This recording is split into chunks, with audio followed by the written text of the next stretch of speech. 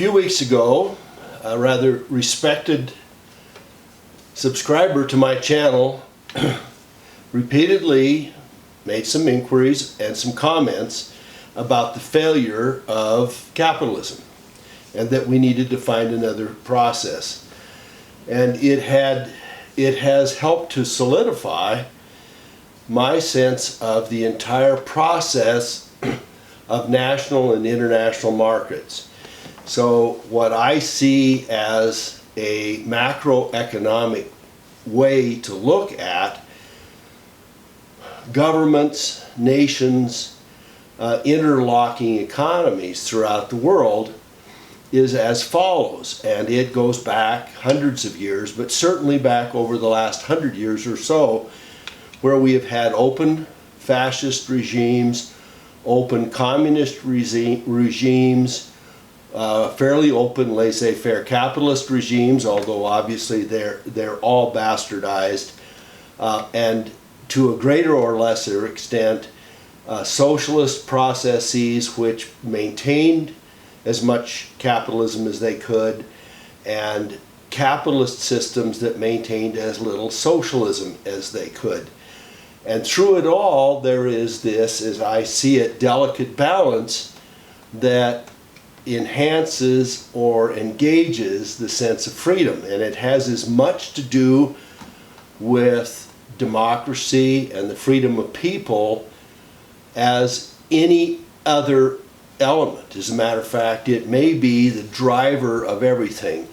We in America, we in the United States, tend to look at our Bill of Rights and say, well, we have these rights, these are inalienable rights, these are self-evident, etc., and we have all of these rights, and therefore we should support and enforce them. The problem with it is that the number one right that underpins all of those is the right to economic freedom.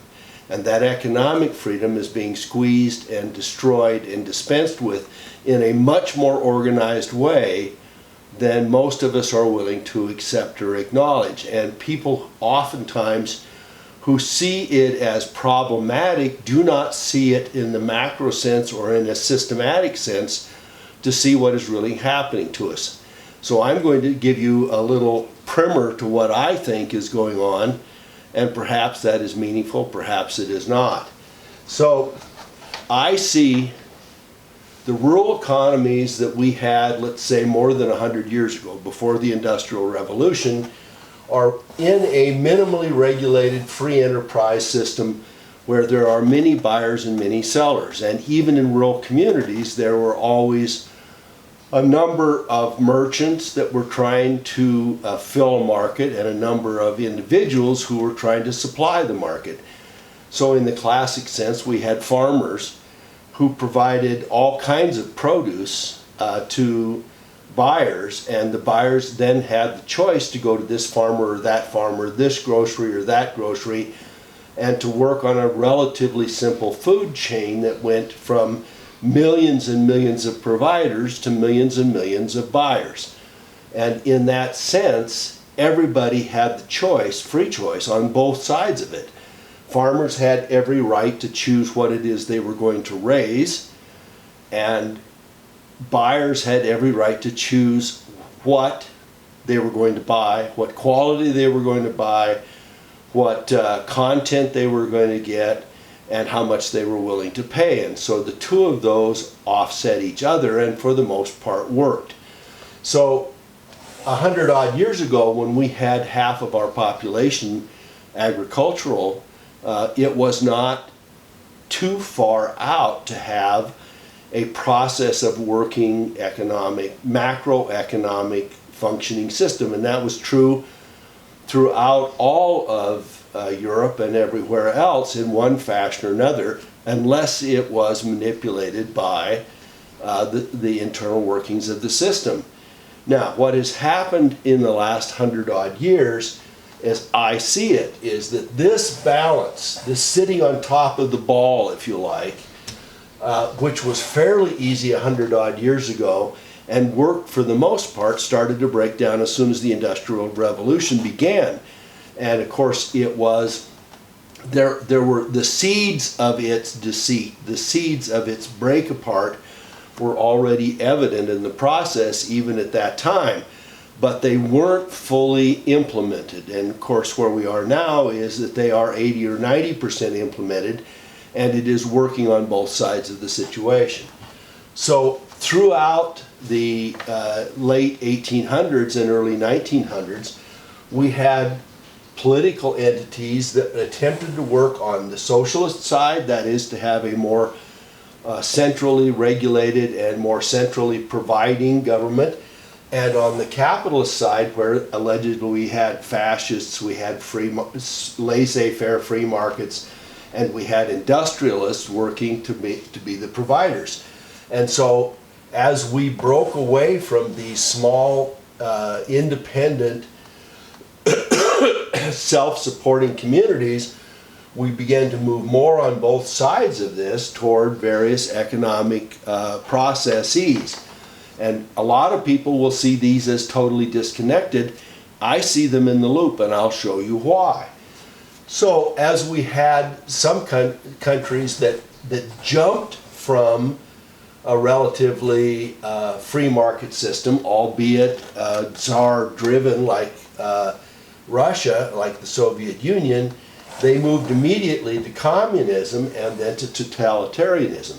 And they did so by basically taking away all private property, all free markets, and in implementing a full panoply of centrally oriented state controls. And this jumped all the way to here. Conversely, you have more laissez-faire open markets as we had in the late 1800s in the United States and throughout the western part of the world, where growing corporations and international engagement and businesses could be more and more free-oriented toward going after whatever they wanted. Now, Teddy Roosevelt allegedly closed in on the laissez-faire aspects of this by providing some form of antitrust and corporate and company breakup, with the idea that they would attempt to move us back to more providers, more sellers, and give us, as buyers, millions and millions of buyers, give us more choice. So we were theoretically going to have a better process if we had 10 or 20 or 30 oil companies than if we had one. But what happens on this side, and this is always the case, the money corrupts on this side of the axis, because there are people that have money and people who do not. And what we have seen, and this is, I mean, the process is so obvious now that it's painful even to think about, is that as the consolidation of ownership moves more and more and more on the business-bound assets, those assets which are necessary for production, and that it ranges all the way from mines and minerals and oil and gas to plastics and the rest of that, but also to the actual production facilities and, of course, the technology to develop it. And as those consolidate more and more, you have a vested interest in a few players that want to be more and more connected to the process and more engaged in feeding the process, providing benefits, engaging in the political process, engaging in regulation, working in and out of government, trying to create advantage for themselves as against the smaller players that are having difficulty making it. Obviously, we saw the gobbling up of small suppliers in the early oil production days of the 70s, 80s, 90s, when Rockefeller was able to squeeze off the railroads, squeeze off the oil production, squeeze off oil supply, squeeze off even oil drums, storage units, transportation, and the rest of that. And once he did that, those smaller companies could not compete. But beyond that, you have the natural consolidation. Take a look at automobiles. Some of you may not realize this, but there were 50 or 60 different automobile providers in the 1910s, 20s, and 30s in the early days of automobiles. And as the market consolidated, and the price of developing a rebuildable major facility and production unit got higher and higher. There were fewer and fewer builders until we're down to 3 automakers in this country, and what, a dozen or 15 worldwide, and many of them are interrelated. So we move more and more to the mercantile side of this thing, and while we consider on this side that regulation is being made by the government itself, in other words, the government is telling which cars are going to be produced, what car makers are going to be there, and the rest of that, on this side we think, well, gee, there's 4 or 5 builders of automobiles, and that's so it's not much of a problem, right? Well, no, it isn't. It is a problem because as these mercantile interests develop, they not only work with government to gain as much advantage as they can gain, to gain tax benefits and the rest of that, but also to set a barrier of entry to make it so high that nobody smaller can come in and compete with them. The fact that we've had Tesla come in may or may not speak for the fact that that the barrier of entry is not absolute in the car makers field, but it is fairly tight. And as we move to a more and more consolidation of owners and suppliers and create more and more barriers of entry, we get into an oligarchic situation where there are just a few that are managing the situation, and that few that are managing the situation are oftentimes working in collaboration with each other, and this goes all the way back.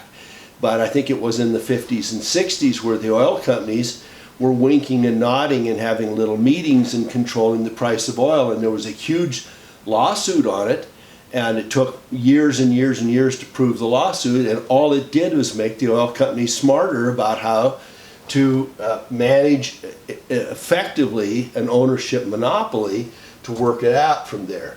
And in this case, when you get down to, in a corporate sense, a few owners and everybody else are workers, just worker bees, and the control moves more and more this way, in either case you end up with a totalitarian system, because effectively you've got a few hundred operators here, as we do in this country now, where Amazon and Google and the major auto suppliers, the major oil companies, the big banks, and the rest of that are holding us down in here and driving us toward a totalitarian system.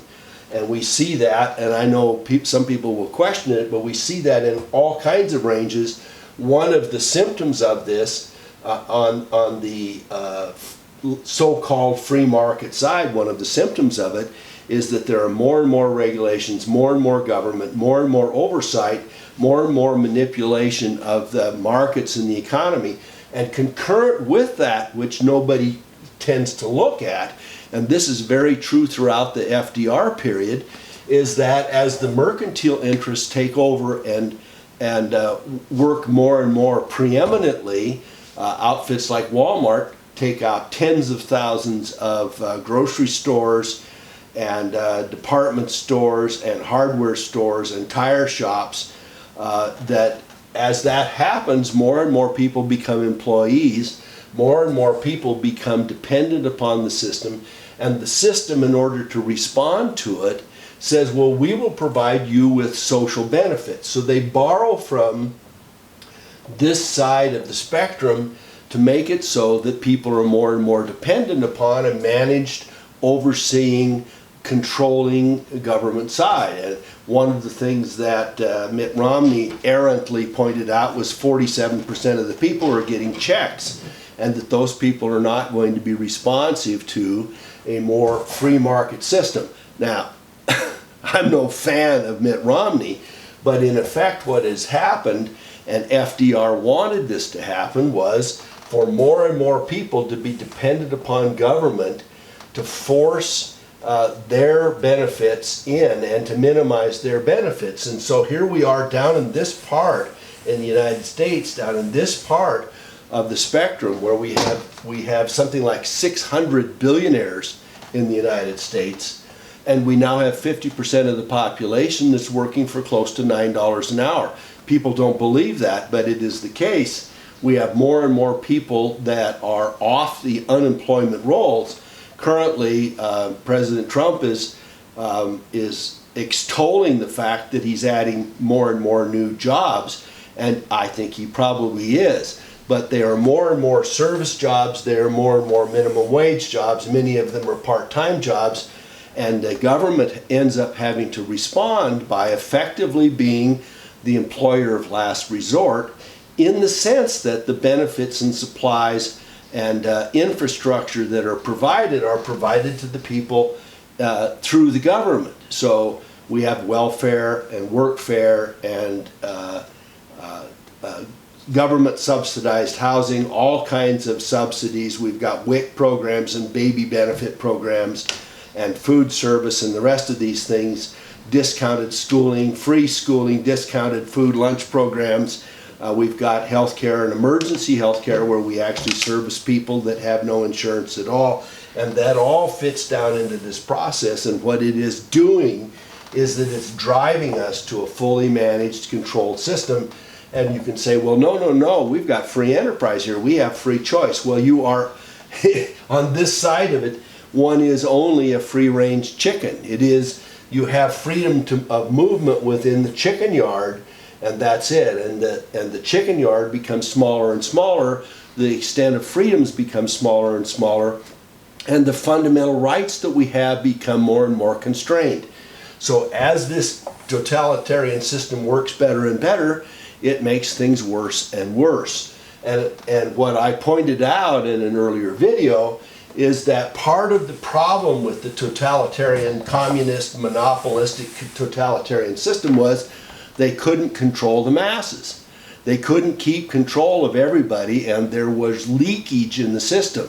When you put AI in here, artificial intelligence, and full management, full digital management of assets, of all forms of assets, so that under this system, everything is owned by the communists, and under this system, everything is lent to you on a dollar-by-dollar basis and can be taken away because you are beholden to the financial system that is providing you with assets, and in either case it squeezes off. So now let me go one more step, because right in the middle of this, part of what this person that said, gee, you've got a capitalist system that is not working and it never will work, and now we need to move to something else. And so what I say is, first of all, let's look at this whole spectrum. Tell me where it works. And the problem with it is, no matter where you put your country on this system, unless it is being somehow overseen or managed or maintained or constitutionally protected, you're going to slide into totalitarianism. And the reason that you're going to is because socialism and social controls and centralization begs for more. Control over here and consolidation and mercantilism and financial consolidation leads to more. And they, with the removal, and I haven't checked it fully out, of estate taxes, we are not only going to have 600 billion families that have 600 families that are billionaires, but that money is going to continue to consolidate until there's no freedom at all. Those 600 or 800 families are going to run this country in every respect, because there's no downside to ownership, and there's no potential for you to get into the market to compete with them. Now you say, well, I know somebody that made $1 million doing this, or $2 million doing that, or he's flipping real estate. Yes, there are exceptions to the process, and that probably is the only difference from this side to this side. But you have to recognize that you cannot take a look at a macro anecdotal example and say that that suffices to fix all of what's going on here. So let's look at the core problem, which is all of this is being fed by, and what goes in the middle of here is money. And that is what I have to say about, when I started talking about this, what I had to say was, what feeds all of this? Well, one tends to think, well, it's just production, it is assets, it is property, it is labor, it's work. That's the classic economic model. But that's not true, because what we have here, I mean, yes, those things happen, but that's not what either drives these systems, or drives the style of the system, or drives the direction of the macroeconomic process that's going on both nationally and internationally. And what I would say about that is, when you put trillion-dollar bankers in the middle of it, and they can force the movement of a national process to one side or the other in an instant, you have totally warped any potential for this to work in a free, open, democratically or socially controlled and inputted system brought on by the individuals who live there. If you have Bolsheviks that are hired by the bankers in the middle here, and these bankers say, well, we want to take this oligarchic management, this Tsar movement that's over here, and we want to pay the Bolsheviks to bring it all the way down to here, all the way around to communism, and we can do that in a stroke. We can move 50 or 100 million people from here to here in a matter of weeks and months. If we have an overthrow of governments, and we've been doing this all over the world for the last 100 years, and mostly since the CIA has taken over, which is also financed by the bankers, and you can take capitalist systems in some fashion that are operating here, and simply by the flip of a switch move them into the arc down here, so that fewer and fewer people are in control, and that the manipulation of the investments and property and the system goes immediately to here. You change it immediately. There is a common belief that the communists and the Soviet Union was operating independently over here, and that the Nazis, the capitalists, the totalitarians, and the rest of that were operating over here, when in fact they were both being fed by the bankers. They were both being fed by, dare I say it, the Rothschilds and the group that are operating in there. And so we see this. I mean, there are obvious examples of this with the Soviet Union, and with even now with China, and with many of the Central American countries that have been pulled into socialism, that they have been both given carrots, that is, benefits and businesses and the rest of that, and also sticks. If you don't do what we want, when you take Venezuela or Guatemala or the rest of that, if you don't do what you want as you move down here, we're going to starve you all and make you vastly worse off unless we're controlling it. And on this side, we're seeing the European Union move from this area in here down into here. And now we have central managers in the European Union and a few giant multinational corporations in here driving them to totalitarian no choice.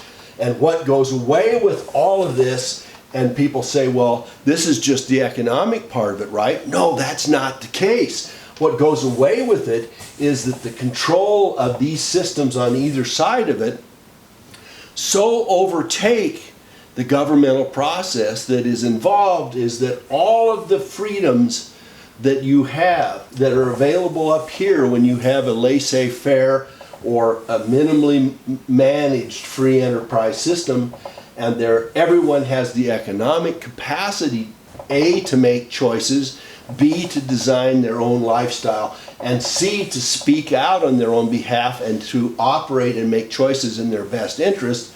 All of that goes away here.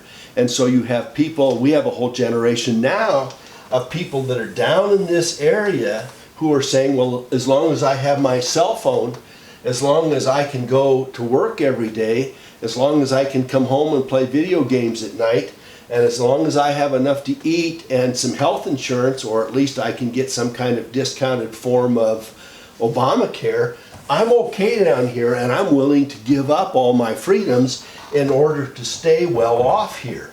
Well, the problem with it is that anytime you get down into this area, that control gets worse and worse.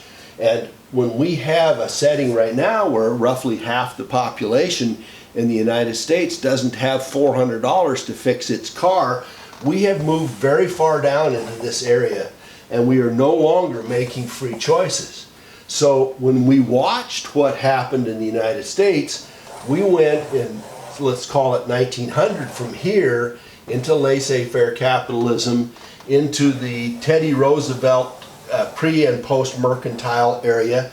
We have the consolidation of owners, the and suppliers, barriers of entry, increased volatility and loss of freedoms by independent workers and by small business people, and more dependence all the time on it, more requirements and requests for dependence, and the greater moves to oligarchy and monopoly. And all of this had to do, this is the NAFTA phase here. This is where these companies took huge numbers of businesses out of here, not being managed, not being overseen. They took them out of here and made more money by making us much poorer.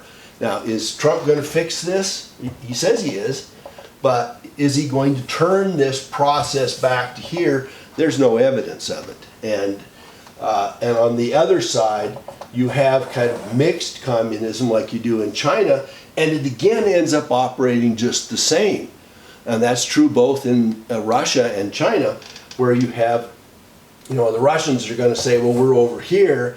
The Chinese are going to say we're over here. But what happens in a totalitarian state is that you have a few owner-managers. We have a wealthy class in China and millions and millions, billion people in poverty. And that operates and stays true. And so what is obvious and one sees in all of this process is that when you get down into here, the polarity between rich and poor gets greater and greater. And this is where our third world exists. And do you know where the United States is? We are firmly in the third world. And that third world means that there are fewer and fewer people making more and more money, a consolidation of wealth, huge differentials between the wealthy and the poor, and more people dependent on a day-to-day basis at minimum wage in places where they cannot afford to live. And that's where we are. And so unless there is a grand change in this, it is only going to get worse. And the freedoms that we have, which are driven economically, all of those freedoms that are talked about in the Constitution are meaningless if our Congress people and our administration and our executive branch are all bought off in this area, and they are willing to sacrifice our independence, our freedom of movement, our right to compete, and they will not constrain the business aspects, the international business aspects of it. We lose de facto because we can't afford to speak differently. We de facto lose our rights, and it happens piecemeal or it happens wholesale, depending on how it works out. So unless we get back to a minimally regulated free enterprise system where no one is allowed to consolidate power, we are going to be where we are now, and it is only going to get worse because the natural tendency, the gravitational tendency of both of these kinds of systems is to move to totalitarian rule. What the Bilderbergers are saying is, this is where you belong. This is where we all belong. We know what's best for you, and better than that, we know what's best for us. And through this all, you've got the Rothschilds paying the Bolsheviks and the rest of it, providing Ho Chi Minh and all of these guys with money, feeding through the Soviet Union, and you also have them paying off from the Nazis to the mercantile interests, all of the businesses, the consolidation, the mercantilism, the mainstream media, the oil and gas, the pharmaceuticals, the providers of retail goods, the import-export stuff is all moving this direction, and it is fed in the middle by money and bankers. And so we have to take the bankers out, and we have to maintain some control over our system throughout this process to keep as much freedom as we can in the middle of it and as little control of it. So I'm out of time. I'm out of money too. I'm out of time. Thanks for watching. This is my little synopsis of our economic system. Thanks.